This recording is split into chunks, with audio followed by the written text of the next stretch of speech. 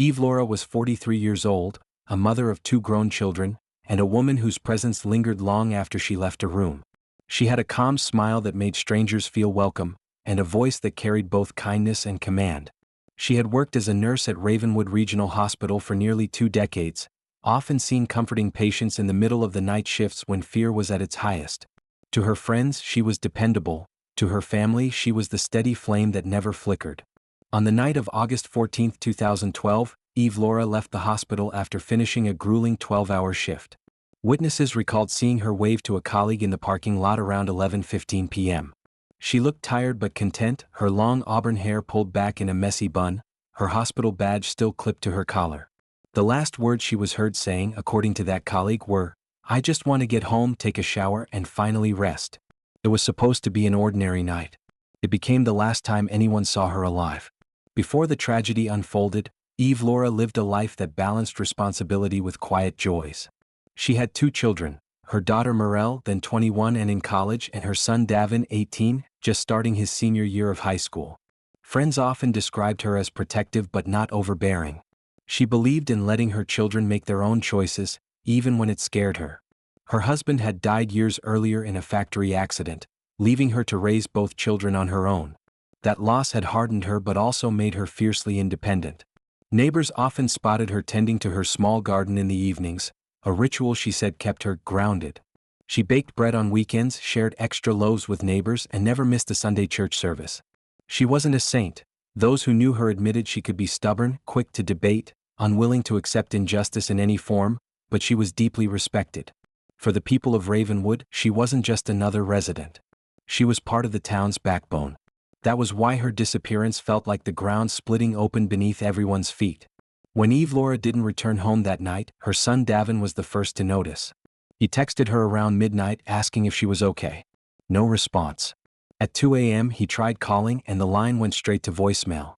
By 6 a.m. worry turned into panic. Davin called his sister Morel, who was away at college, and together they decided to contact the police. At first, officers suggested she might have simply stayed at a friend's or been delayed, but those who knew her insisted otherwise. Evelora was not the type to vanish. Her schedule was predictable, her commitment steady. She was supposed to drop her son off at a sports physical the next morning. Missing that was unthinkable. The first clue came from the hospital parking lot. Her car, a blue Honda Accord, was still there, unlocked, with her purse on the passenger seat. The only thing missing was her cell phone. Officers noted that the driver's side door showed no signs of forced entry. Inside her purse, her wallet, ID, and keys remained untouched. To investigators, it looked less like she had left voluntarily and more like she had been pulled away in the space of seconds. The news spread quickly the next day. By noon, the entire town seemed to know. Flyers with Evelora's face were printed and taped on lampposts, grocery store doors, and gas station windows. At church, her name filled every prayer. At the hospital, colleagues broke down in tears, wondering how someone so central to their lives could disappear into thin air. Local media latched onto the story, describing her as the heart of Ravenwood. Reporters interviewed neighbors who all echoed the same disbelief. This doesn't happen here. Police organized a search party within 48 hours, combing through the woods and fields around the hospital. Volunteers turned out in dozens, armed with flashlights and homemade sandwiches. They searched until their voices went hoarse from calling her name. Nothing. As with all disappearances, suspicion soon followed. Police questioned her children, though quickly cleared them. They then turned attention to hospital staff. One co-worker mentioned Evelora had been upset weeks earlier after a heated argument with a man who occasionally loitered around the hospital parking lot. He was described as middle-aged, scruffy, often asking nurses for money. But when officers investigated, the man had an alibi. He was in another county that night, picked up on a minor theft charge. Another theory centered on a colleague with whom Evelora had once clashed over work schedules. Yet again, nothing stuck. The deeper investigators looked, the more frustrating the picture became. No fingerprints, no witnesses, no security camera footage that captured her leaving the lot. It was as if she had simply dissolved into the darkness. By the end of that week, Ravenwood had transformed. Parents no longer let children walk alone to the corner store. Porch lights stayed on all night. People whispered rumors at grocery aisles and over diner counters. Some claimed Evelora must have known her abductor. Others believed she was targeted at random. Fear began to outweigh hope. For her children, life turned unbearable. Morel dropped out of her semester at college to return home, helping Davin plaster missing posters around town. In interviews, she begged for information, her voice cracking. If anyone saw anything at all, please come forward. Days turned into weeks. With no body, no evidence, and no progress, the case began to cool. But for the people of Ravenwood, one truth became clear. Their town was no longer safe.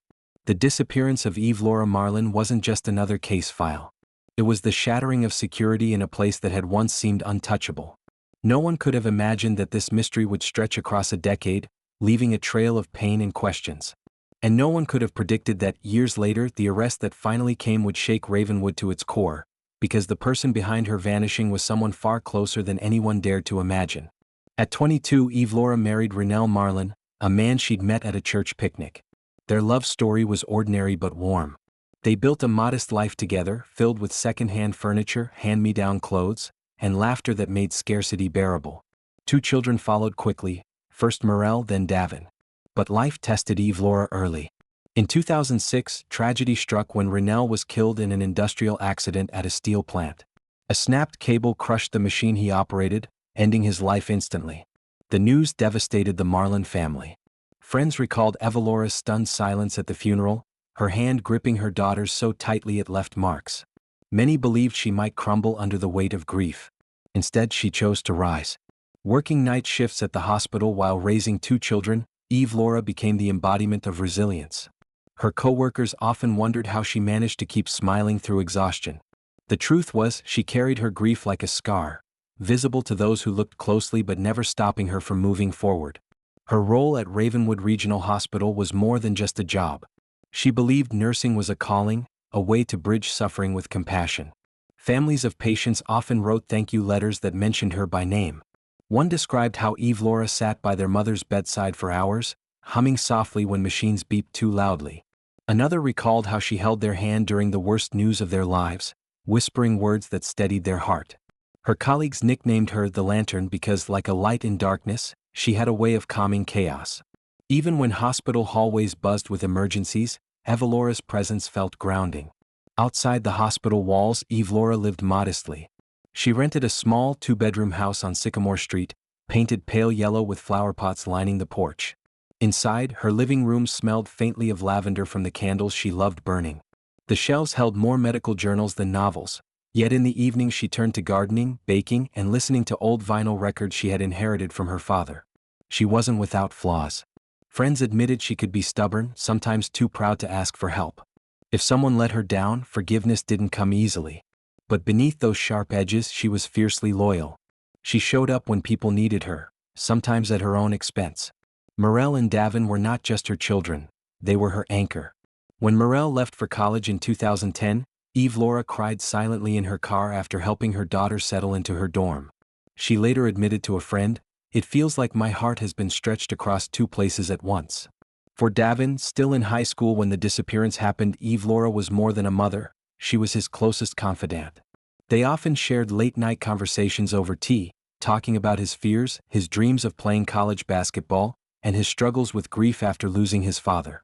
Those conversations built a bond so strong that Davin later described her absence as a hole in the world, not just in my life. What made Evelora unique wasn't only how she loved her family, but how she touched her community. At the grocery store, she remembered cashiers by name. At church, she quietly slipped envelopes of money to struggling families, insisting it was just a little help. She had a way of making strangers feel seen. One story often repeated by neighbors involved a young single mother, Lisa Bram, who had collapsed during a flu outbreak. Evelora stayed with her children overnight, cooking meals until the mother recovered. She never wanted praise, Lisa recalled. She just wanted to make sure no one slipped through the cracks. By the summer of 2012, Evelora's life had found a steady rhythm.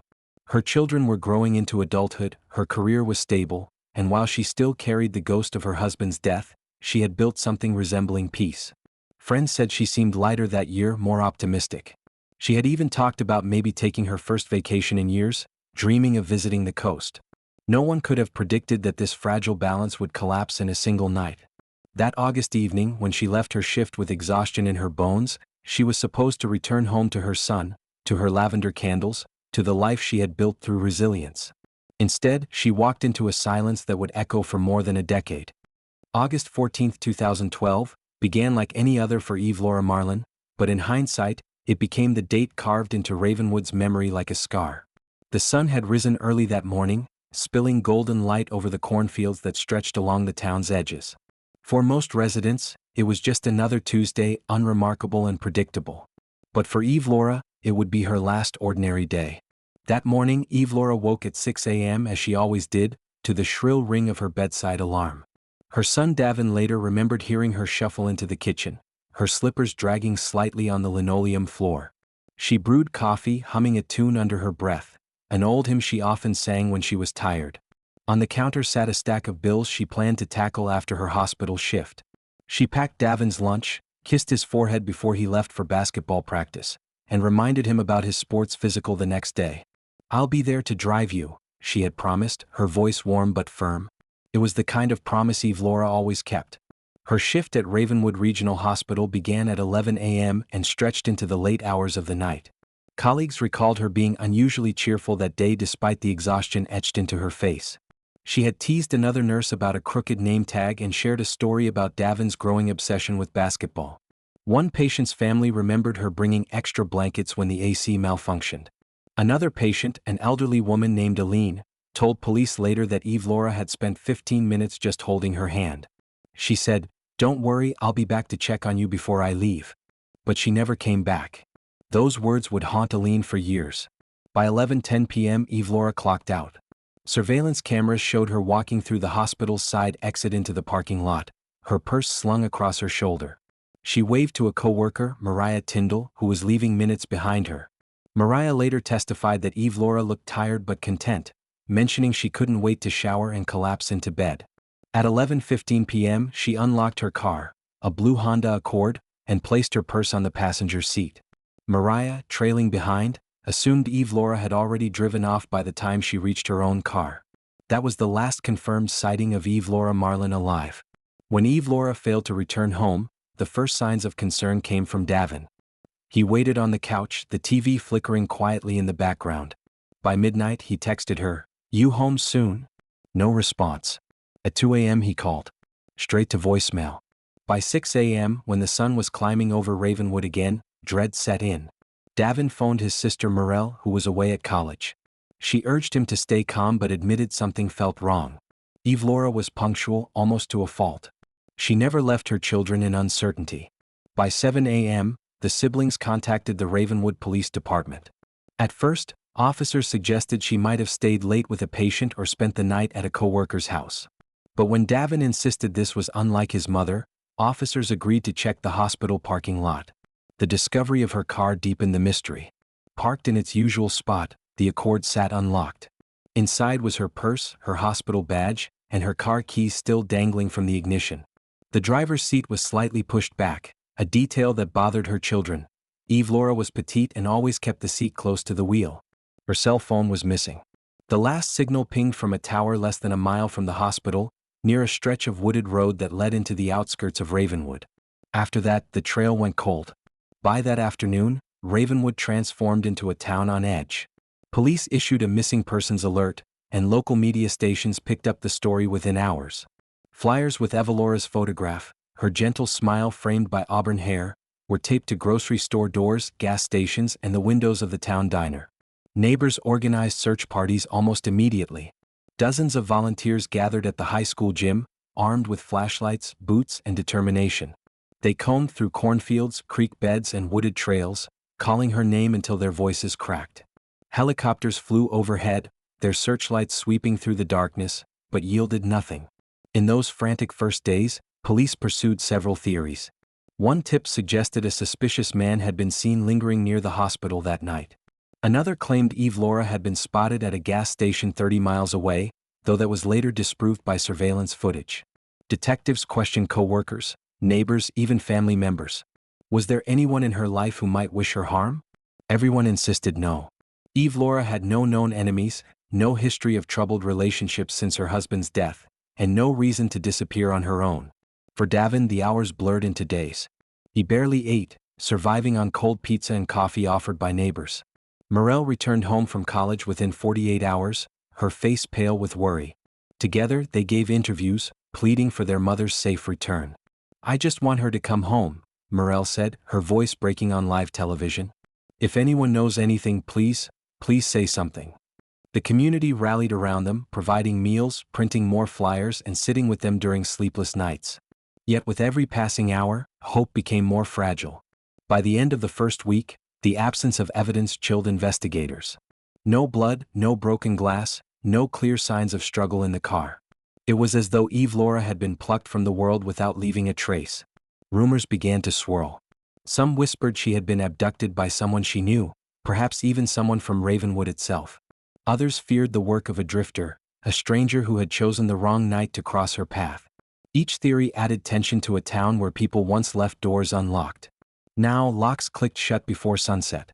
The day Evelora vanished remains one of the most dissected timelines in Ravenwood's history. From her morning coffee to her final steps into that parking lot, everything seemed ordinary, until it wasn't. The unanswered question, what happened in the minutes after she placed her purse in the car, would haunt investigators for years. At that moment, Ravenwood didn't know that the truth behind her disappearance would remain buried for over a decade. But one thing was certain: the town would never again know the peace it had before August 14, 2012. When Ravenwood police officially opened the investigation into Evelora Marlin's disappearance, the department approached it with urgency. A well-known nurse, mother, and lifelong resident vanishing overnight was more than a missing person case. It was a community crisis. For the first week, every available officer was assigned to the search. But as with many small-town investigations, the cracks began to show quickly. Detective Lyle Corbin, a seasoned officer with 25 years on the force, was placed in charge. He was known for his calm demeanor and methodical approach, a man who preferred facts over theories. "In cases like this," he told reporters at the time is everything. The longer someone is missing, the harder it becomes to bring them back safely. The first step was securing the hospital parking lot. Officers photographed Evelora's Honda Accord from every angle, dusted the vehicle for prints, and bagged her purse as evidence. Curiously, the purse showed no signs of disturbance. The wallet, ID, and cash were untouched. Nothing appeared stolen. Detectives noted the driver's seat had been adjusted back, too far for Evelora's petite frame, raising suspicion that someone else had been in her car. Yet the lack of forced entry puzzled investigators. Either she knew the person who approached her, or she had been caught so off guard that she didn't resist. The first wave of interviews targeted Evelora's family and co-workers. Davin and Morel provided detailed accounts of her routines, confirming she had no plans to leave town or disappear voluntarily. "My mom doesn't just walk away," Davin told investigators, his voice raw with frustration. Colleagues described her as dedicated and kind, though one recalled Evelora mentioning she felt uneasy in recent weeks. She had noticed a man hanging around the hospital parking lot at night, watching from a distance. She said he gave her chills, the coworker explained. Police chased the lead, but it went nowhere. The man was identified as a drifter later arrested in another county for petty theft. His timeline placed him far from Ravenwood the night Evelora vanished. Suspicion briefly turned toward a fellow nurse, Karen Wexley, with whom Evelora had argued over scheduling conflicts weeks prior. Rumors painted the disagreement as heated, but when questioned, Karen cooperated fully. She provided time-stamped security footage showing she had been home with her children the entire night. As hours turned into days, theories spread faster than evidence. Some whispered Evelora had a secret boyfriend and had run away. Others insisted she'd been targeted randomly by a predator passing through town. The police fielded dozens of tips. One caller claimed to have seen Evelora at a rest stop on Interstate 70, but surveillance footage disproved it. Another insisted they spotted her near a local quarry, prompting a 2-day search of the area with cadaver dogs. Nothing. Despite the lack of evidence, detectives remained cautious in their public statements. "We are following every lead," Corbin told reporters, though privately frustration was mounting. Attention soon turned to the wooded stretch of road just beyond the hospital where Evelora's phone last pinged. Search teams scoured the area on foot, cutting through brambles and wading into shallow creeks. Dozens of volunteers joined, their flashlights slicing through the thick summer air. For days, the woods echoed with shouts of her name. Yet once again no trace emerged. Not a scrap of clothing, not a single belonging. It was as though Evelora had stepped into the trees and vanished into another world. Meanwhile, Evelora's children became the face of the search effort. Morel organized vigils, speaking through tears into news cameras. Davin grew restless, often storming into the police station demanding answers. "She's out there and you're wasting time," he told officers more than once. The family's grief resonated with the public. Donations poured in to support extended search efforts, funding more flyers and volunteer supplies. Churches opened their doors for prayer gatherings. The local diner offered free meals to volunteers combing the countryside. Yet the mounting pressure also weighed heavily on investigators. Every unanswered question, every false lead chipped away at their credibility. Several early suspects came under scrutiny. 1. The stranger in the parking lot. The drifter Evelora had once mentioned was investigated thoroughly. His alibi checked out, leaving detectives frustrated at yet another dead end. 2. A former patient's relative. Weeks before her disappearance, Evelora had treated the mother of a man named Calvin Trask, who publicly blamed the hospital staff for her declining health. Witnesses recalled Evelora being the target of his anger during one heated exchange. Detectives questioned Calvin, who admitted to resenting her but insisted he had been at work the night she vanished. His employer confirmed the alibi. 3. Someone close to home. As the weeks passed with no results, whispers began that the abductor might not be a stranger at all. Investigators quietly considered whether someone from Evelora's circle, a neighbor, a colleague, even a family acquaintance, could be involved. By September, Ravenwood was no longer the same. Parents who once let their children ride bikes unsupervised now shadowed them to school. Porch lights stayed on all night. Women avoided walking alone after dark. The trust that had defined the small town began to erode. The local newspaper ran headline after headline. "Where is Evelora? Search continues with no leads. Family begs for answers." For Ravenwood, life had divided into two eras, before Evelora vanished and after. By the end of the year, the investigation had begun to stall. Despite hundreds of hours spent chasing leads, conducting interviews, and scouring the countryside, police had little to show. The evidence gathered was frustratingly thin: an abandoned car, a missing phone, and the haunting fact that a respected woman had disappeared without a trace. Detective Corbin admitted in a private memo later leaked to reporters, "We are circling the same theories, but without new evidence, this case risks going cold." The Marlin family, still clinging to hope, pushed for continued coverage. Yet behind the scenes, even they began to sense the crushing reality: answers would not come quickly, if at all. The early investigation into Evelora Marlin's disappearance revealed both the determination of a small-town police force and its limitations. Every lead collapsed, every suspect slipped away, and every day without answers deepened the wound.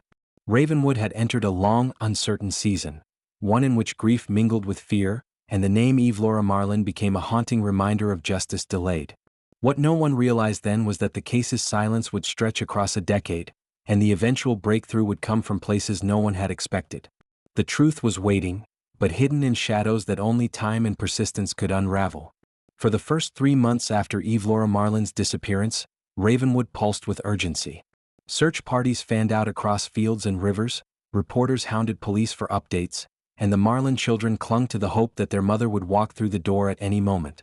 But as the weeks slipped into months, that urgency began to fracture. The case that once gripped the entire town slowly slid into the shadows of uncertainty. The strongest clue, Evelora's cell phone, provided less help than investigators hoped. The final ping from a tower near the wooded stretch of road outside Ravenwood was maddeningly vague. It could place her anywhere within several miles, including farmland, abandoned barns, and dense forests. Despite extensive searches, no physical evidence emerged. No surveillance cameras captured her after she entered the parking lot. No witnesses saw her leave. With each passing day, the trail grew colder, until even seasoned detectives admitted privately they had little left to pursue. In 2012, technology was not as advanced as it would be years later. DNA testing existed, but rapid comparison databases were still limited. The fingerprints lifted from her car amounted to little more than a collection of smudges and partial prints, none of which matched known offenders in state or national systems. Investigators theorized that if Evelora had been abducted, her kidnapper had either been meticulous or extraordinarily lucky. Without blood, without fibers, without even a broken button from her uniform, the case felt like a puzzle missing its most crucial pieces. Ravenwood Police Department was small, with fewer than 24 officers. They were trained for bar fights and traffic stops, not high-profile disappearances. Though Detective Lyle Corbin pushed hard for outside assistance, bureaucracy slowed every request. The State Bureau provided occasional support but lacked resources to commit full-time to a single missing person case in a town few had ever heard of. In hindsight, mistakes became clear. Evidence from Evelora's car was bagged but not refrigerated properly, degrading potential DNA. Tips phoned in were logged inconsistently, leading to lost opportunities. And as pressure mounted, detectives began focusing too narrowly on certain theories while dismissing others prematurely. For Morell and Davin, the slow collapse of the investigation was torture. At first, they spoke with detectives daily, clinging to updates. By December, those updates dwindled to weekly, then monthly. Morell recalled visiting the police station and finding her mother's case file stacked beneath several others. It felt like she was just paperwork to them, she later said. Davin grew angrier, lashing out at officers, accusing them of giving up. His frustration spilled onto social media, where he posted desperate pleas. Please don't forget my mom. Please don't let her be just another missing person. Friends tried to comfort the siblings, but the hollow truth remained.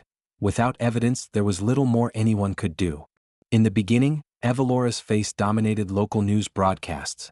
Reporters camped outside the police station, eager for soundbites. But as months passed and the story produced no new developments, airtime shrank. Other crimes, other headlines pushed her story aside. By early 2013, only occasional anniversary articles resurfaced the case. 6 months without Evelora. 1 year later, still missing. These pieces, while heartfelt, carried a tone of resignation rather than hope. The silence was perhaps the cruelest blow of all. A once vibrant woman's disappearance had become background noise. The people of Ravenwood, who had once flooded search parties with volunteers, began to drift back into their routines. Porch lights still glowed at night, but fewer flyers adorned store windows. Parents remained cautious, but the fear that had once galvanized the town dulled into weary acceptance. Whispers continued though. Some still believed Evelora had been targeted by a stranger passing through. Others speculated she might have had secrets, an unknown relationship, debts, or troubles she had kept hidden. None of these theories carried weight, but in a vacuum of answers, even wild speculation found space to grow.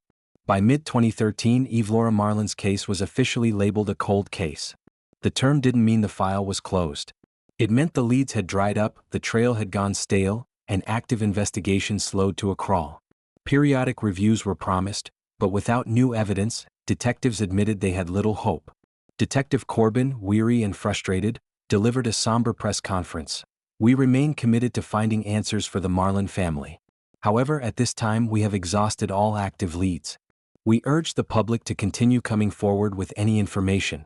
His words were professional, but his eyes betrayed defeat. For the Marlin children, life after 2013 became an exercise in survival. Morell returned reluctantly to college, though she struggled to focus. Davin graduated high school without his mother in the audience, his diploma feeling like an empty piece of paper. Holidays became unbearable. An empty chair at the dinner table loomed larger with every passing year. On birthdays, Morell lit candles not just to celebrate her mother's life but to remind herself that hope still lived, however faintly. We didn't just lose her, she explained in an interview years later. We lost the version of ourselves that believed the world was safe. The years that followed blurred together. By 2015, Ravenwood had largely moved on. A new mayor was elected, the hospital expanded its facilities, and life carried on. Yet for those closest to Evelora, time only sharpened the wound. Every time a body was found in a neighboring county, the Marlin family braced for news. Every time police solved another cold case, they wondered why Evelora's remained frozen. And every time they walked past her yellow house on Sycamore Street, they felt her absence like a physical ache.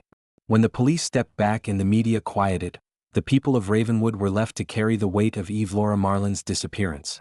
For a town that once thrived on trust and familiarity, the uncertainty of her fate became a silent storm, pressing on everyone's hearts. The case had gone cold in official files, but in the lives of those closest to her, it remained an open wound. The first vigil was held just weeks after the search efforts dwindled. Dozens of people gathered on the courthouse steps, candles flickering in paper cups, their faces drawn with grief. Morell, Evelora's daughter, stood before the crowd clutching a framed photo of her mother. "My mom wouldn't stop looking if it were any of you," she told the crowd, her voice shaking but steady. "We can't stop looking for her." Those words lit a spark. Each year that followed, the community returned for another vigil, some smaller, some larger, but always filled with quiet resolve. Candles became a ritual, a way to fight the dark with even the smallest light. For families of the missing, grief is complicated by uncertainty. Without a body, closure remains elusive. The Marlins felt this torment keenly. On birthdays and anniversaries, they placed flowers by Evelora's garden, speaking aloud to her absence. Davin admitted later in interviews that he struggled to celebrate anything. "It feels like I'm betraying her," he said. "Like moving forward means leaving her behind." His sister echoed the sentiment, saying that each milestone, her graduation, new jobs, even her wedding, carried a shadow. She should have been there. Every single time she should have been there. Ravenwood itself changed in subtle but undeniable ways. Parents once comfortable with letting their children wander freely now insisted on phone calls and curfews. Strangers were eyed with suspicion. Local businesses near the hospital saw fewer customers after dark, as residents avoided the area where Evelora had vanished. The yellow house on Sycamore Street, where she had once filled rooms with the scent of lavender candles and fresh bread, became a symbol of loss. Some nights, neighbors swore they saw Morel sitting alone on the porch, staring at the road as if waiting for her mother's return. Faith became a refuge for many. The town's modest chapel, where Evelora had once sung hymns every Sunday, became the site of prayers for her return. Each year, the pastor added her name to the list of those not forgotten.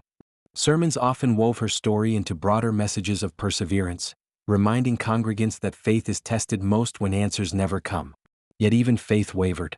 Morel admitted she sometimes stopped attending services, unable to hear prayers without feeling bitterness. "People kept telling me God had a plan," she said. "But what plan leaves your mother's car in a parking lot and her body nowhere to be found?" The absence of Evelora rippled through her children's relationships. Morel's college friendships strained under the weight of constant grief. She struggled to connect with peers whose worries seemed trivial compared to hers. Davin grew distant from friends, his anger spilling into fights and reckless decisions. Even within the family, tension grew. Morel wanted to keep pressing the police, demanding updates. Davin sometimes preferred silence, saying, "It hurts too much to keep talking about it." Their grief, though rooted in the same loss, expressed itself in ways that sometimes drove them apart. Despite the pain, acts of remembrance became anchors. Every year, on August 14th, people gathered at Ravenwood Park. They wore lavender ribbons, Evelora's favorite color, and shared stories about her kindness. One elderly patient's family recalled how she had sung lullabies to their mother in her final hours. A coworker remembered Evelora sneaking extra food into staff meals for struggling aides. These stories kept her alive in memory. Even as the investigation lay dormant, the town refused to let her vanish completely. Her legacy lived in the way people spoke her name. Occasionally, the case resurfaced in headlines. Around the 5-year mark, a local news station ran a feature titled, "5 Years Without Evelora, Ravenwood Still Waiting." The piece interviewed her children, showing Morel's quiet tears and Davin's clenched fists as he declared, "Someone out there knows something. We won't stop until they come forward." But like before, the coverage faded. Each brief flare of attention left the family more hollow when it died away again. For those who loved her, life never returned to normal. Small, everyday moments became painful reminders. Morel couldn't cook bread without hearing her mother's voice. Davin couldn't step into the high school gym without imagining her cheering from the bleachers. Neighbors admitted they sometimes expected to see Evelora's figure emerge around a corner, smiling as if nothing had happened. Ravenwood carried her absence like a ghost. It was felt in quiet pauses, in lowered voices, in the spaces where her presence had once been unquestioned. By the late 2010s, nearly everyone outside Ravenwood had forgotten her name. But inside the town, Evelora's absence remained a wound that refused to close.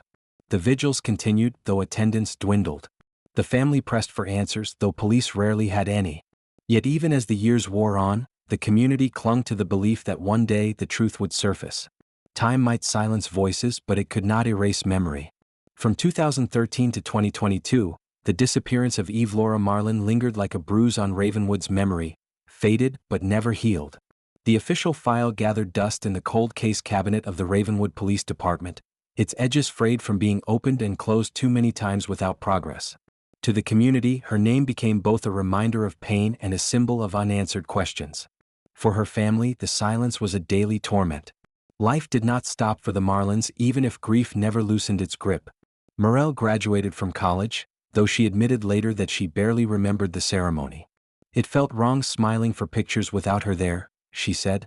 She pursued work in social services, driven by her mother's compassion, but every success felt shadowed by absence. Davin, meanwhile, struggled more visibly. He dropped out of community college after a year, drifting between jobs and carrying a simmering anger that often spilled over. Friends described him as restless, as if he lived with one foot in the present and the other forever stuck on the night of his mother's disappearance. He couldn't let go, one friend recalled. Every time a woman went missing in Ohio, he thought it was connected. He thought maybe it would lead back to her. Within the police department, Evelora's case was reviewed periodically but never advanced. Detectives rotated in and out of the department, each one glancing at the thick file before admitting the same defeat. Too few leads, too little evidence. Detective Lyle Corbin, who had overseen the initial investigation, retired in 2017. At his farewell gathering, he admitted privately to a colleague that Evelora's case was the one that haunted him. "I walk past her photo every day in that file room," he said. "Feels like she's still asking me why I couldn't bring her home." But the system had its limits. Ravenwood was a small department. Without fresh leads, Evelora's file remained frozen. By the mid-2010s, new families moved into Ravenwood who had never known Evelora. To them, her disappearance was just a whispered local legend, a cautionary tale parents used to warn children about walking alone at night. The yellow house on Sycamore Street, once her home, was rented to strangers who knew little about the woman who had once filled its rooms with warmth. And yet, her name endured. Older residents continued to speak of her at church, her friends still shared stories, and the yearly vigils, though smaller, never disappeared entirely. She remained a thread in the fabric of Ravenwood, even if time tried to fray it. While Ravenwood grew quieter, the world of criminal investigations did not stand still. By the early 2020s, advances in forensic science, particularly DNA genealogy, were transforming cold cases nationwide. Techniques that once required clear, large samples now succeeded with even degraded fragments. Databases that had once been limited to offenders expanded to include consumer ancestry services, allowing detectives to build family trees of suspects who had never been arrested. It was a revolution in crime solving. Across the country, decades-old mysteries were unraveling. Families were finally learning the truth about long-missing loved ones. Each headline sparked a bittersweet hope in Morel and Davin. Could their mother's case be next? In 2022, Ravenwood police hired Detective Arlen Voss, a younger investigator with a reputation for persistence. Unlike many of his predecessors, Voss was fascinated by cold cases. He believed that time doesn't kill evidence, it just waits for the right eyes. Reviewing Evelora's file late one evening, Voss felt a surge of frustration at the missteps of 2012. The improperly stored evidence, the overlooked tips, the narrow focus on early suspects. It all struck him as failures begging for a second chance. And with new technology available, Voss believed that chance had come. Voss petitioned to officially reopen the investigation. At first, his superiors were skeptical. "It's been 10 years, Arlen," one told him. "The trail's colder than ice." But Voss persisted, arguing that the growing use of DNA genealogy could breathe new life into the case. Eventually, he secured permission to send what remained of Evelora's evidence to a specialized forensic lab in Columbus. The evidence wasn't much, partial prints, a few fibers, and degraded swabs from her car, but it was enough to try. Weeks turned into months as the lab worked painstakingly to extract usable data. When Morel and Davin learned the case was being reopened, their emotions were conflicted. Hope flickered, fragile and hesitant. "We've been here before," Morel said.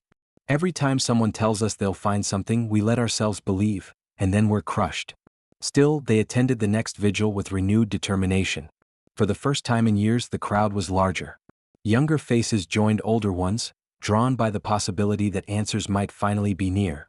"It's like the whole town held its breath again," one resident said.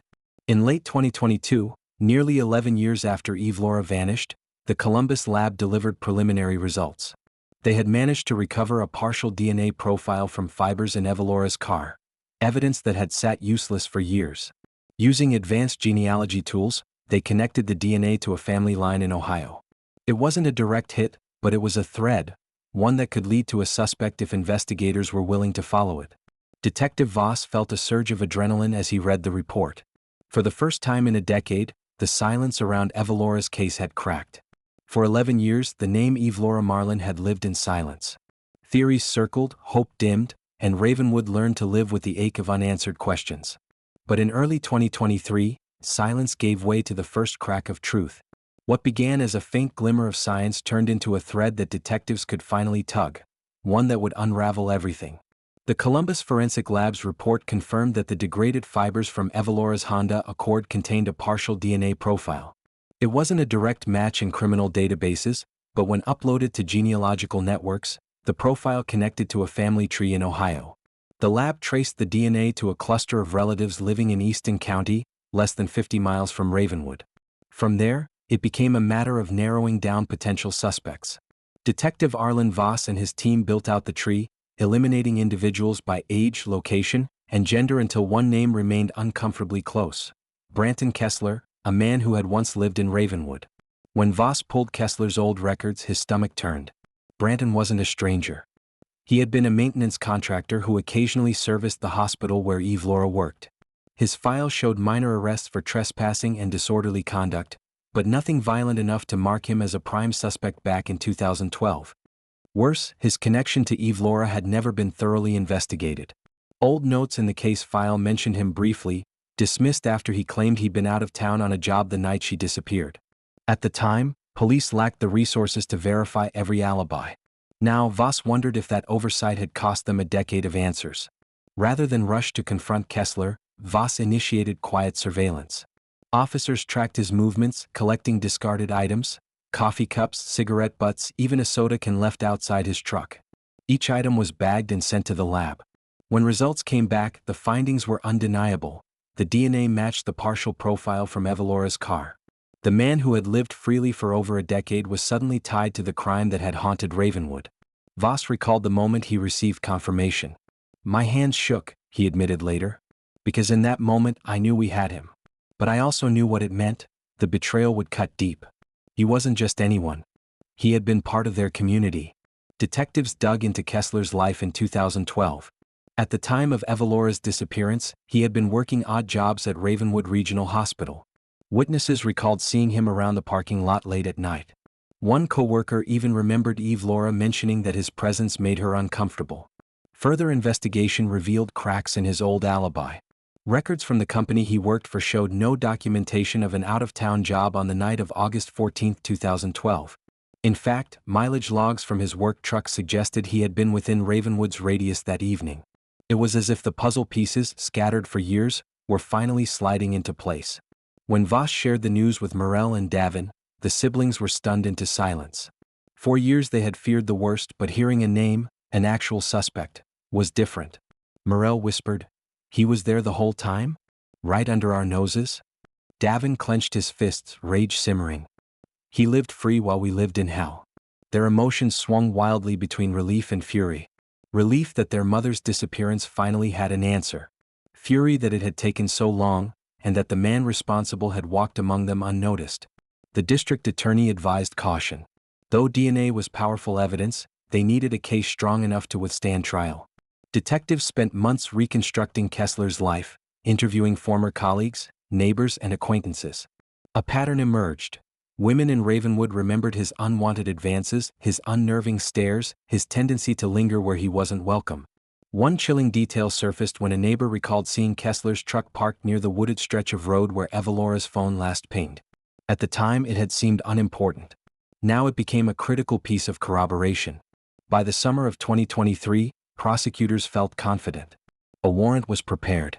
On a humid July morning, unmarked police vehicles surrounded Kessler's home in Easton County. Voss led the team, his voice steady as he called out, "Branton Kessler, you are under arrest for the murder of Evelora Marlin." Neighbors watched in stunned silence as the man they knew as a quiet, solitary figure was led away in handcuffs. Some shook their heads in disbelief.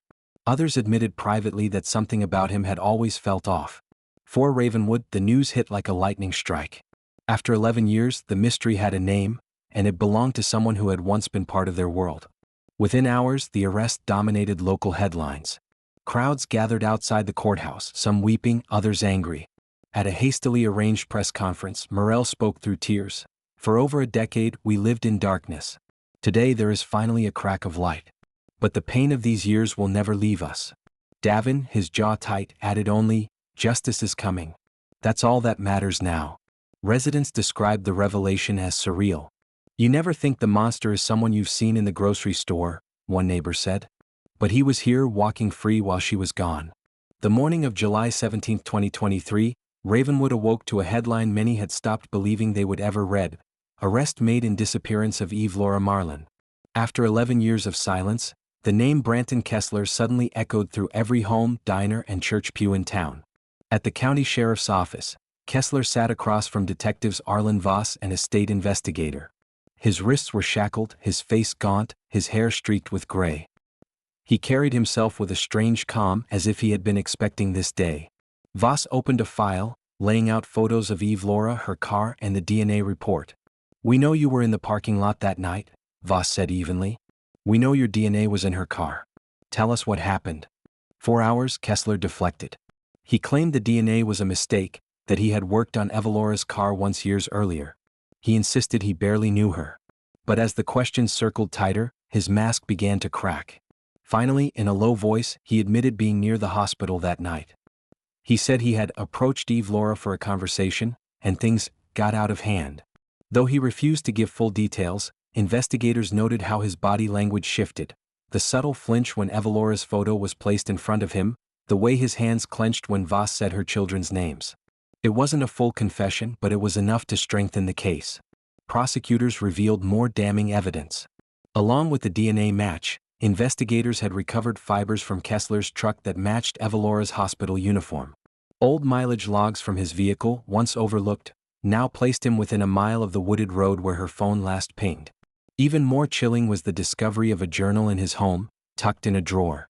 Scrawled inside were notes about women he had observed around Ravenwood over the years. Evelora's name appeared more than once, alongside disturbing comments about her routines and late-night departures from the hospital.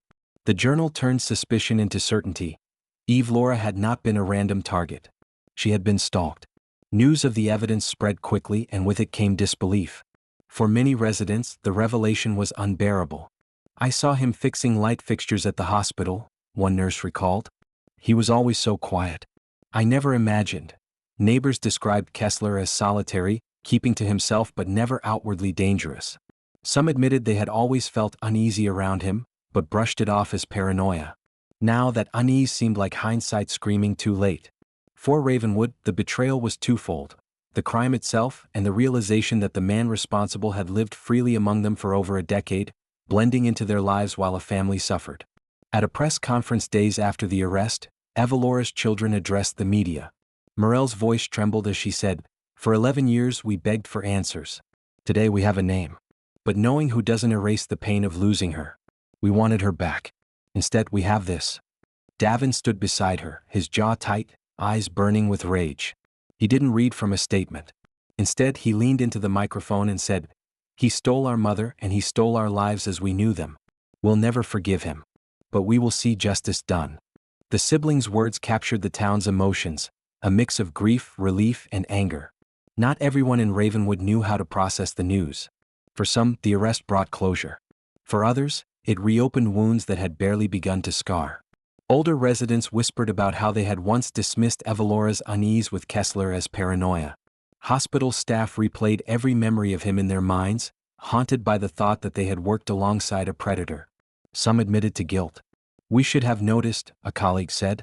"We should have protected her." Even Kessler's relatives were blindsided. His estranged sister, living in another county, gave a brief statement. "Branton was always off. But I never thought he was capable of this. If the evidence is true, then justice must be done." His neighbors in Easton County described him as reclusive, often leaving before dawn and returning late. Few had spoken more than a handful of words to him in years. His arrest revealed a double life: the quiet handyman on one side, the predator hidden beneath. With evidence stacked against him, prosecutors moved quickly. They charged Kessler with kidnapping, murder, and unlawful disposal of a body.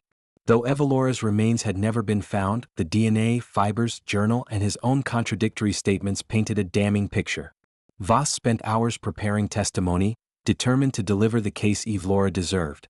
"We don't get second chances often," he told reporters. "This time we'll get it right." For Morel and Davin, the arrest did not feel like victory. Nights remained sleepless. Questions remained unanswered. What exactly had happened to their mother in those final moments? Where was her body?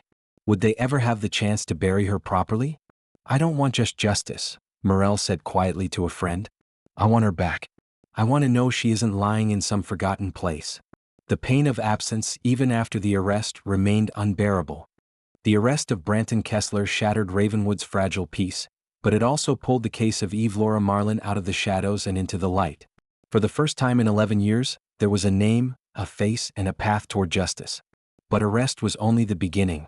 The courtroom would become the next battlefield, where the truth of Evelora's final night would be pieced together, and where her family would confront the man accused of stealing her life. The silence had been broken, but the storm was only beginning. The trial of Branton Kessler began in the spring of 2024, nearly 12 years after Evelora Marlin's disappearance. For Ravenwood, it was more than a legal proceeding, it was the reckoning they had waited over a decade to witness. The county courthouse, usually reserved for minor disputes and traffic violations, became the stage for one of the most significant trials in Ohio's recent history. Reporters filled every seat, their pens poised. Locals lined the hallways, some waiting hours just to glimpse the proceedings. Inside, the atmosphere was tense. On one side sat Morel and Davin, their faces pale but resolute. Behind them, rows of supporters held hands, silent prayers etched into their expressions. Across the aisle, Branton Kessler sat shackled in a suit that looked borrowed, his eyes darting between the judge and the jury. He appeared thinner, older, but no less unsettling. Prosecutors built their argument meticulously, layer by layer. They began with the DNA evidence, the match between Kessler and the degraded fibers from Evelora's car. Experts explained how genealogy had traced the DNA to his family, narrowing the search until Kessler stood alone as the only viable suspect. Next came the fibers from his truck, which matched the material of Evelora's uniform. Combined with mileage logs contradicting his alibi, the evidence painted a chilling timeline. Kessler had lingered near the hospital, intercepted Evelora, and taken her against her will. But perhaps the most damning piece was his journal. Pages were displayed to the jury, with entries detailing Evelora's routines. One read, 11:15 p.m. She always walks out alone. Another noted, blue car. Always parks near the south lot. Gasps echoed through the courtroom. The journal revealed not a crime of impulse, but one of premeditation. Former co-workers testified about Kessler's unsettling presence. A nurse recalled how Evelora had once confided that he made her uneasy. She said he lingered too long, watched too closely, the nurse explained, her voice trembling. A neighbor testified about seeing his truck near the wooded stretch of road on the night Evelora vanished. Though at the time it hadn't seemed important, in hindsight it placed him at the last known location tied to her phone. Perhaps the most powerful testimony came from Morel and Davin. They spoke not only of their mother's kindness, but of the hollow years that followed her disappearance. Davin's voice cracked as he said, "Every night for 11 years I wondered if she was cold, if she was scared, if she was calling out for us." And he knew the answer all along. The jury sat in silence, many visibly moved. Kessler's attorneys argued the evidence was circumstantial. They claimed the DNA could have been transferred innocently during his maintenance work at the hospital. The journal, they insisted, was merely the ramblings of a lonely man, not proof of murder. But the defense faltered under cross-examination. When asked why Evelora's name appeared repeatedly in the journal if she meant nothing to him, Kessler had no answer. When confronted with the mileage logs contradicting his alibi, he shifted in his seat, avoiding eye contact. The cracks in his story widened, leaving little room for doubt. After 3 weeks of testimony, the jury deliberated for less than a day. On April 14, 2024, they filed back into the courtroom. The air was electric, every breath held as the foreman stood. "We, the jury, find the defendant, Branton Kessler, guilty of murder in the first degree." Morel collapsed into tears, gripping Davin's hand. Around them, the courtroom erupted in a mixture of sobs and quiet gasps. For the first time in 12 years, the word justice no longer felt like a dream. At the sentencing hearing, the judge spoke firmly, "This community has endured pain beyond measure. This family has suffered years of silence. The evidence leaves no doubt. Mr. Kessler, you will spend the rest of your life in prison without the possibility of parole." Kessler showed no emotion as the words fell. He simply stared ahead, hollow-eyed, as if the weight of his own actions had finally sunk in. For Morel and Davin, the sentence was both a relief and a burden. They had fought for this moment, but it did not erase the years stolen from them. Outside the courthouse, reporters swarmed for statements.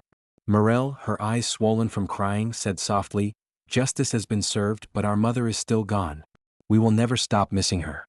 We will never stop loving her." Davin, standing tall beside her, added, "This isn't closure. There's no closure. But it's accountability. And that matters." The community echoed their words. For Ravenwood, the trial was not just about one man's guilt. It was about reclaiming a sense of safety, of faith that justice could still prevail, even after so many years of silence. The trial of Branton Kessler marked the end of a chapter that had begun on a quiet August night in 2012. Through DNA, persistence, and the voices of those who refused to forget, the truth had been dragged into the light. Yet as the gavel fell and Kessler was led away, the emptiness of Evelora's absence remained. Justice had been delivered, but the wound left behind by her disappearance would never fully heal. When the courtroom doors closed and Branton Kessler was led away in chains, Ravenwood exhaled a breath it had been holding for over a decade. Justice, though long delayed, had finally been spoken aloud. Yet justice is not the same as healing. For Evelora Marlin's family and community, the trial's conclusion was not the end of their grief but a new chapter in learning how to live with it. In the weeks after the sentencing, Morel and Davin returned to their routines, but life felt irrevocably changed. For so long their existence had revolved around questions. Who? What? When will we know? Now those questions were answered, but the answers did not bring the peace they had once imagined. Morel admitted in an interview, "I thought hearing guilty would feel like freedom. Instead, it just felt like another reminder that she's really gone. There's no imagining anymore. No wondering. Just the finality of it." Still, she found solace in carrying on her mother's spirit. She organized a scholarship fund for nursing students in Evelora's name, ensuring that her compassion would ripple into future generations. She believed in helping people through pain, Morel explained. "This is how I keep that alive." Davin, though slower to heal, began coaching basketball at the local high school. He often told players about his mother's resilience, framing her story as one of strength rather than only tragedy. "I want kids to know," he said, "that even when life tries to break you, you can keep moving." For Ravenwood, the arrest and trial reshaped the town's identity. Once remembered for cornfields and quiet nights, it became known for the case that haunted its people. Residents spoke often of how it changed their sense of safety. Parents remained more protective. Doors that had once stayed unlocked at night now bore heavy bolts. Yet in another way, Ravenwood grew closer. The community learned to rally around one another in times of crisis. The vigils, the shared grief, the relentless hope, all of it forged bonds that outlived the tragedy itself. A plaque was placed outside Ravenwood Regional Hospital, where Evelora had worked. It bore her name, her years of life, and the words, "In service, in love, in memory." She lit the darkness. Staff placed fresh flowers by it every August, a quiet ritual that reminded new nurses of the woman who had once been their lantern. Even with Kessler behind bars, certain mysteries remained. He never revealed the exact location of Evelora's body, leaving the family without the closure of a proper burial. Search efforts continued sporadically, with volunteers combing nearby woods and creeks, but nothing was ever found. For Morel, this absence was the hardest wound. "I can visit the courthouse, I can visit the plaque, but I can't visit her," she said. "There's no place to lay flowers, no place to whisper good night." Some nights, she still dreamed of her mother's return, not as a ghost, but simply as a woman walking through the door with tired eyes and a soft smile, as if the last 12 years had been nothing more than a nightmare. Despite the darkness surrounding her death, Evelora's legacy endured. Her name became a symbol of resilience, of love that outlasts silence.